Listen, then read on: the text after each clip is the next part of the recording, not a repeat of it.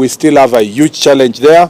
Partly, there is fairly silence because of the operations that we have done on both sides of the county, including in Baringo site, which is Tiati constituency.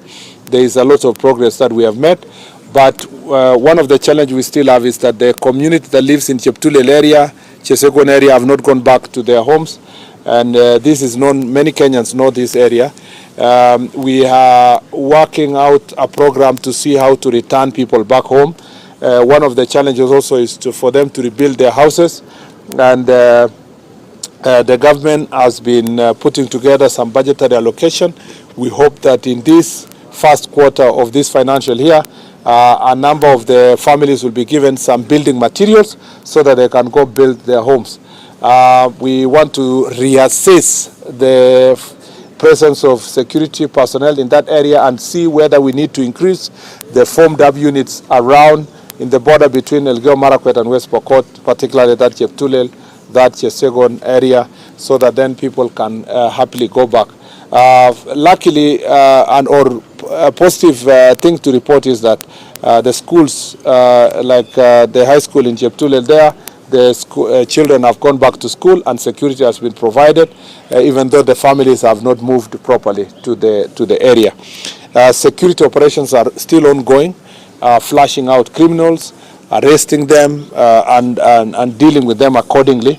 The security team have briefed me of the progress that have been made, and even the criminals who are hiding in caves, they are running away from police operations, are under surveillance, and I can promise the people of West Pokot and their neighbors that we are going to deal with these criminals squarely.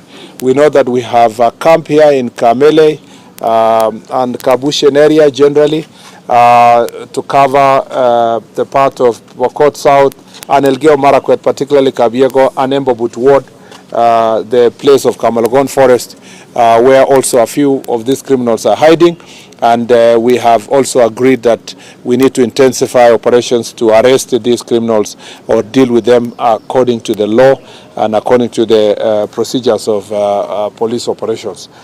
On the part of international border, our challenge, the biggest challenge in our border from all this, from here in Kwanza all the way to Lamu, is that it's very porous border. We have generally very porous borders. Even the border here in Konyao, not properly manned, and there are many other, small routes that are accessed by criminals coming to this part of the world. We still have a challenge of proliferation of small arms, guns, bullets that are, sold illegally around our border with Uganda. And the police have mapped out persons who are engaged in this trade. And I just need to warn them because many of them are wearing suits and own vehicles. We know them now. We have their numbers. They are being monitored. They are due to be arrested. And I just want to warn them that if they find themselves in crossfire, we don't want them to come crying that, the police should have done this or that. We know those criminals who are in this area, and I want to tell them they need to behave. And mtu asijifanye mclever ati we ni kiongozi, ati ni kiongozi ama opinion leader, or it's someone who is pretending here to think that they can wear a suit and they are carrying guns and bullets to go and sell to young people to cause chaos. Just remember the famous quote that if you rattle a snake, you must be ready to be bitten by it. And the consequences will be extremely dire.